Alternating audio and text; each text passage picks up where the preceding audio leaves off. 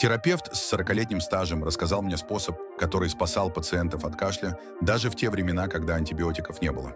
Секрет в правильно приготовленном апельсине.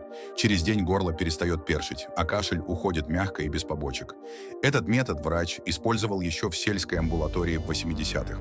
Помогал и детям, и взрослым, особенно в сезон простуд. Рецепт.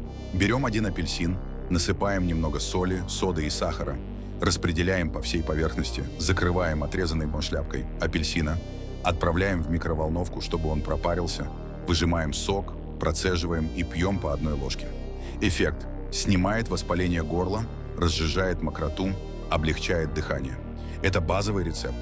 В усиленной версии добавляют каплю меда и щепотку корицы для прогрева.